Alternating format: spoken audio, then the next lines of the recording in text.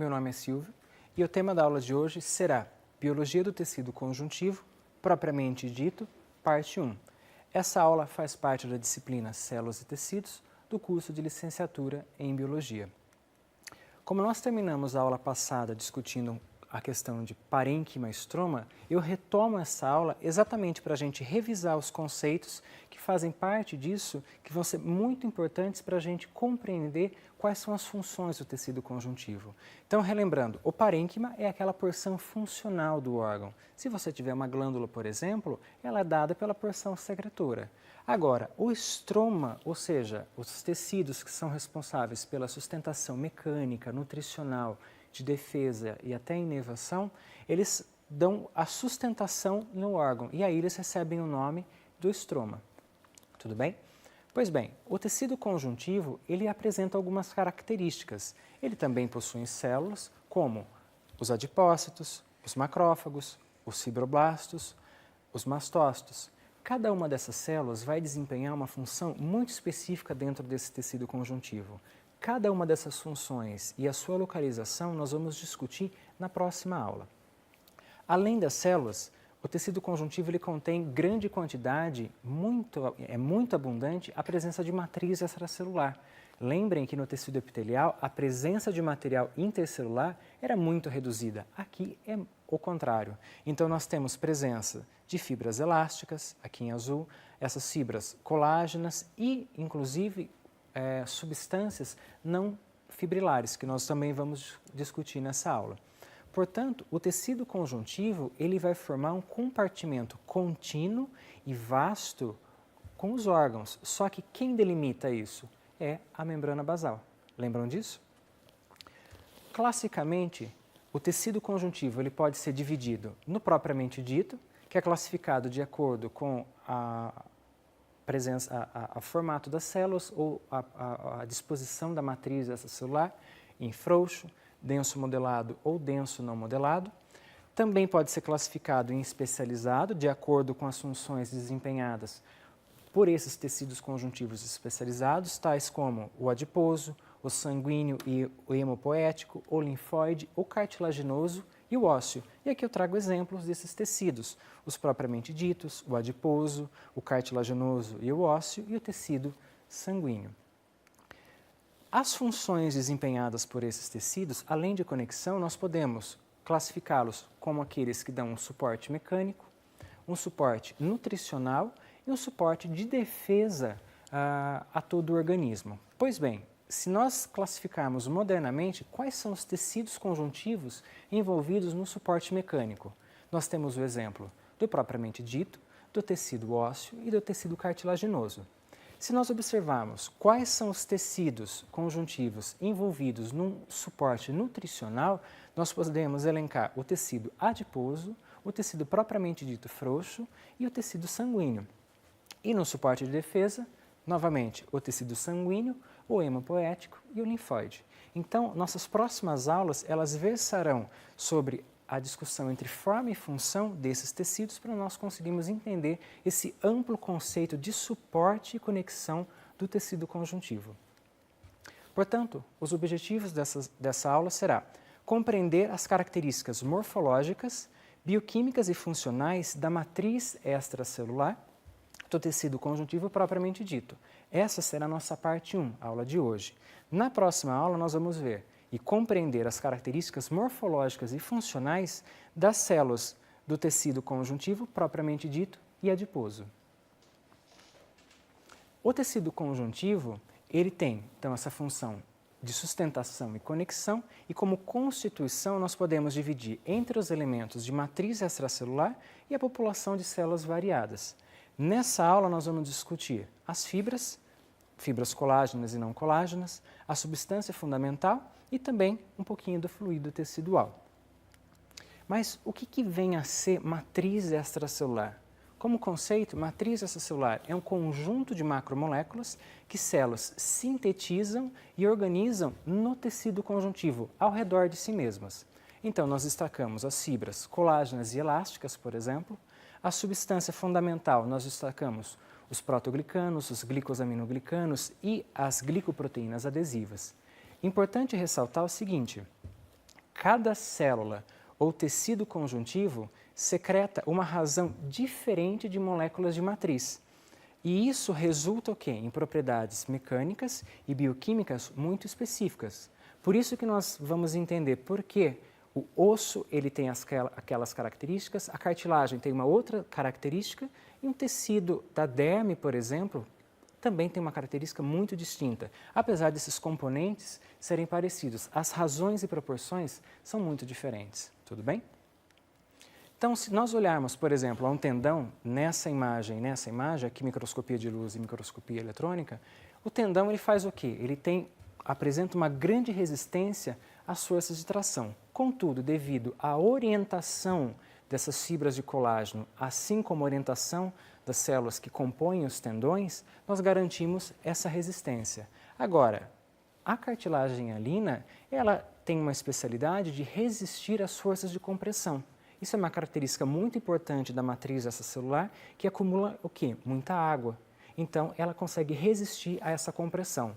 Por sua vez, grandes artérias, elas apresentam elasticidade pela presença das fibras e das lâminas elásticas e são capazes do quê? De estabilizar o fluxo sanguíneo.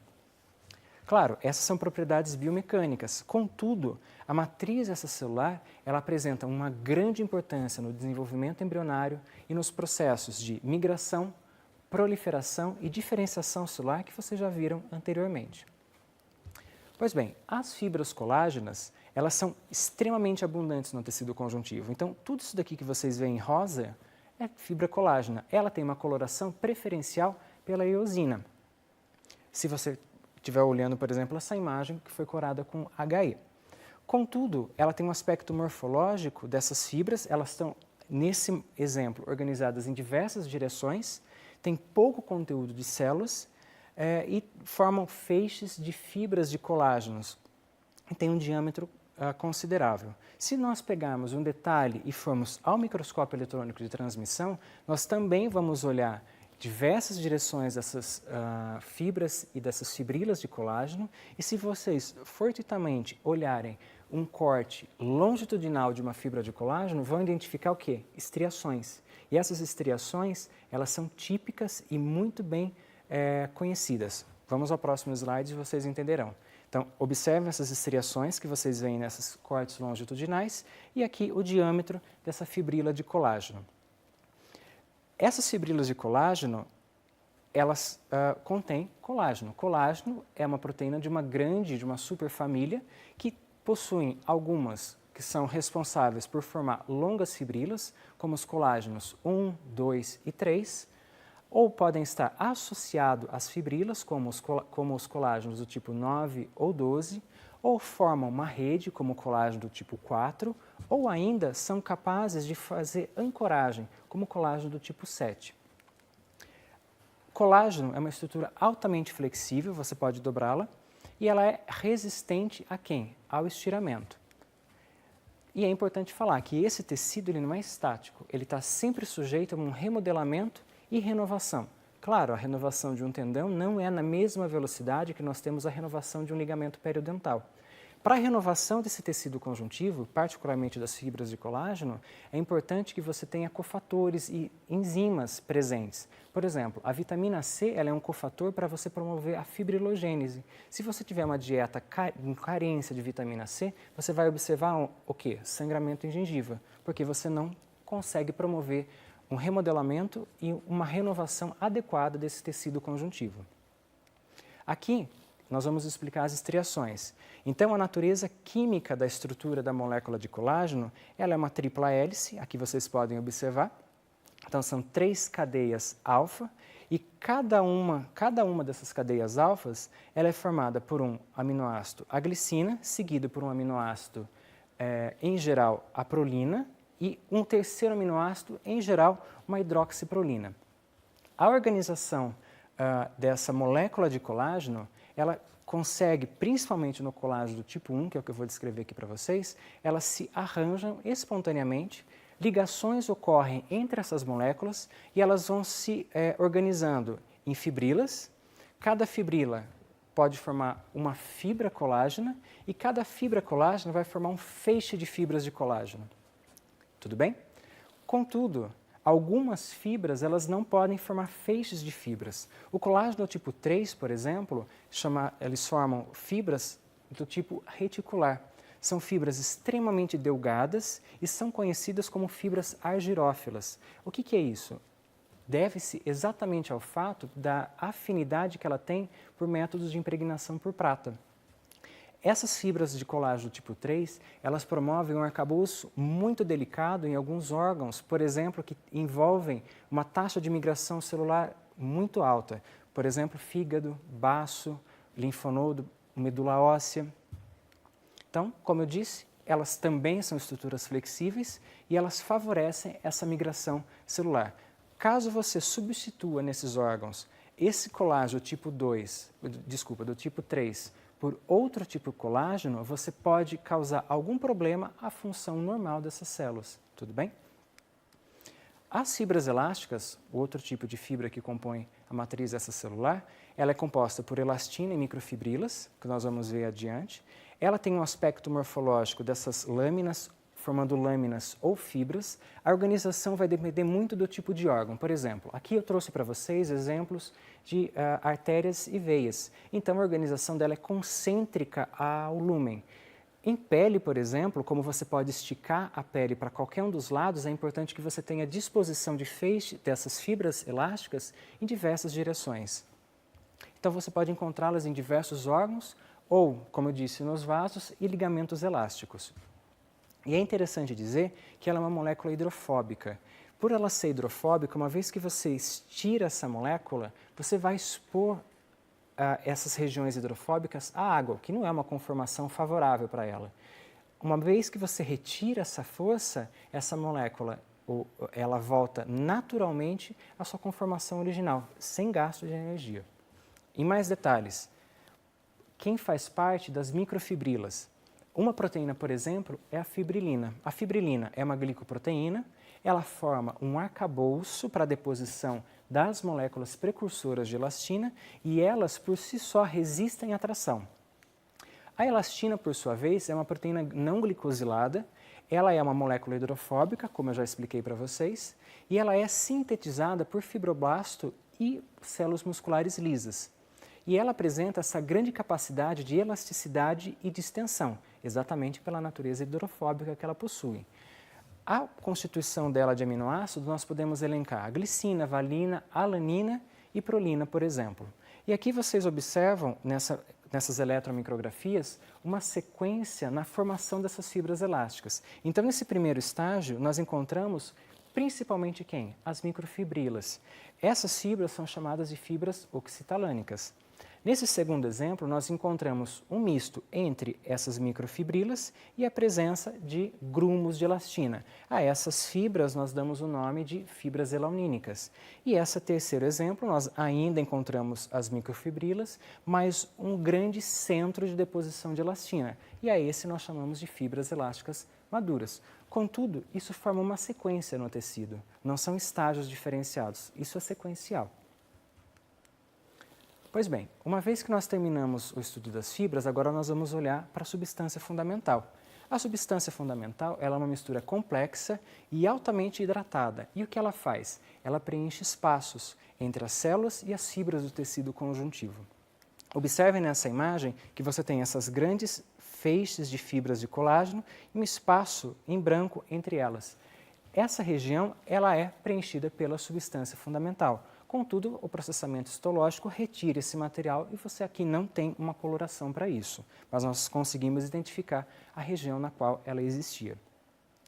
Dentre os componentes da substância fundamental, nós vamos elencar 3. O primeiro deles são os glicosaminoglicanos. São cadeias polissacarídicas não ramificadas, são formadas por disacarídeos repetitivos e é importante ressaltar a presença de radicais carboxílicos ou sulfatados. Isso vai favorecer o quê? A associação com cátions, portanto, são moléculas que acumulam água, tá bom? Esses disacarídeos repetitivos nós podemos observar nessa estrutura. Então, você tem um ácido urônico, dependendo da combinação que você tiver entre o ácido urônico e o aminoácido, você pode classificar essa molécula de glicosaminoglicano. Então, aqui eu trago alguns exemplos para vocês, como, por exemplo, o condroitin, o dermatan, o heparan e o queratan sulfato. São glicosaminoglicanos que passam pelaquela via biosintética secretora e têm suas modificações no complexo de Golgi. Um glicosaminoglicano que eu chamo a atenção de vocês é o ácido hialurônico. O ácido hialurônico ele é muito particular. Ele não apresenta essa sulfatação. A síntese dele se dá por um complexo proteico lá na membrana plasmática e ele não vai se agrupar num filamento central de proteína, que são os proteoglicanos que a gente vai ver no próximo slide. Tudo bem? Só que a grande função dos glicosaminoglicanos, exatamente pela presença de radicais carboxílicos e sulfatados, é acumular essa água. Então, quando esses glicosaminoglicanos eles se agrupam por ligações covalentes ao redor de uma proteína central, parecendo aquelas escovas de limpar uma madeira, você tem uma presença de um proteoglicano. Esse proteoglicano garante o quê? Essa elevada hidratação do tecido conjuntivo devido à presença dessas sulfatações. Por exemplo, são os grandes proteoglicanos, o agrecan e o versican. O agrecan tem uma grande importância na biomecânica de cartilagens. Os pequenos proteoglicanos, como decurin, biglican e fibromodulin, também estão dispersos ao longo do tecido conjuntivo. Um proteoglicano de membrana basal, como o perlecan, e o sindecan, que é um proteoglicano de membrana plasmática. Então, vejam que a distribuição dos proteoglicanos é muito ampla. E eles têm diversas funções, de resistir às forças de compressão, ligação de componentes de matriz extracelular, influenciar quem? A atividade de proteínas secretadas e crescimento celular. Portanto, eles têm um papel muito ativo. E o terceiro e último grande exemplo de substância fundamental, eu trago a classe das glicoproteínas adesivas.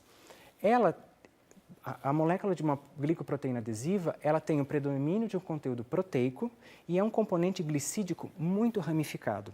Aqui eu trago alguns exemplos para vocês, como a fibronectina, a laminina e a entactina. A fibronectina ela é muito importante para os fenômenos de adesão e migração celular, enquanto que a laminina e a entactina, elas estão presentes aonde? Na membrana basal, entre o tecido epitelial e o tecido conjuntivo. Como nós já entendemos o conteúdo de fibras e substância fundamental, agora temos que ter o conceito de que o que acontece na matriz é sinalizado para o interior de célula. Então, lembrando lá das junções de ancoragem matriz extracelular, lembra dos M10-mossomos ou das adesões focais? Toda alteração bioquímica ou mecânica que você tiver na matriz extracelular, por meio dessas junções citoesqueleto, moléculas sinalizadoras, a célula é capaz de detectar essas alterações e responder. Então, é muito claro essa interação entre os componentes da matriz extracelular e a célula. Aqui eu trago um exemplo para vocês de língua, onde você tem as papilas linguais. Então, vocês são capazes de reconhecer esse epitélio de revestimento estratificado. Contudo, eu chamo a atenção para vocês da porção interna dessas papilas. Vejam que você tem tecido conjuntivo, só que é altamente celularizado e com muito pouca quantidade de fibras. E a esse tipo de tecido conjuntivo nós chamamos de tecido conjuntivo propriamente dito, frouxo. Abaixo desse tecido conjuntivo frouxo, nós encontramos uma região com grande quantidade de fibras colágenas, pouca quantidade de células e essas fibras estão dispersas em diversas direções. A esse tecido nós damos o nome de tecido conjuntivo propriamente dito, denso, por ter uma maior quantidade de matriz do que células, e não modelado. Não modelado por quê? Porque essas fibras são organizadas em diversas direções. Essas diversas direções, elas resultam no quê? Ou demonstram que esse órgão ele está sujeito à compressão em diversas direções. Vejam aqui um outro exemplo, na qual nós temos vasos, estruturas delicadas, que nós temos o quê? Tecido conjuntivo frouxo ao redor e fora dele, ou mais próximo, nós temos também tecido conjuntivo denso não modelado. Então, existe sim um intercâmbio, uma modulação entre um tipo e outro. Não existe uma barreira onde um termina e outro acaba. Existe sim uma transição. É muito importante a presença desse tecido conjuntivo frouxo, altamente hidratado e com substância fundamental e poucas fibras, para quê? Difusão de moléculas. Além disso, agora, quando você tem tecidos conjuntivos que são orientados, ou seja, você tem uma determinada direção na força, como, por exemplo, tendão e músculo estriado esquelético ou as cordas tendíneas dentro do coração, nós observamos uma grande orientação de células aqui e da matriz extracelular. Então, isso demonstra que o feixe, a direção da ação de força é único. E aí, esse tipo de tecido nós classificamos como tecido conjuntivo denso, porque tem grande quantidade de matriz, e modelado, porque ele tem uma orientação espacial preferencial. Outros tipos de tecido conjuntivos, como o tecido reticular, aqui apresentado no fígado e aqui o linfonodo, são aqueles tecidos conjuntivos que favorecem quem? Migração celular e troca de substâncias. Então, aqui são métodos especiais para a detecção desse tipo de tecido reticular. Um outro tipo de tecido que eu também trago para vocês como especial é o tecido elástico, como aqui presente na parede de grandes vasos, que vão garantir a elasticidade, distensão e retorno passivo à sua forma original. É importante para a estabilização de fluxo sanguíneo.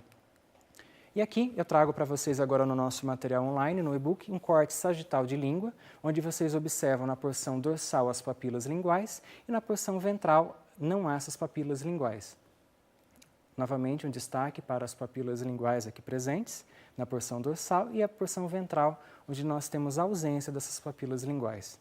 Se vocês observarem o tipo de epitélio, vocês são capazes hoje de identificar de acordo com a morfologia, a estratificação. E agora, se vocês olharem para o interior dessa papila, vocês vão observar tecido conjuntivo que preenche, no qual esse tecido epitelial está repousado, um grande conjunto de células e poucas fibras. E isso classifica como tecido conjuntivo frouxo. E aqui nós temos a presença de vasos. Logo abaixo desse tecido conjuntivo frouxo, nós encontramos uma maior quantidade de fibras colágenas maiores e uma menor quantidade de células. E como essas fibras são orientadas em diversas direções, esse tecido é classificado como tecido conjuntivo denso, não modelado. Importante ressaltar que há vasos sanguíneos e ao redor desses vasos nós encontramos um tecido conjuntivo frouxo.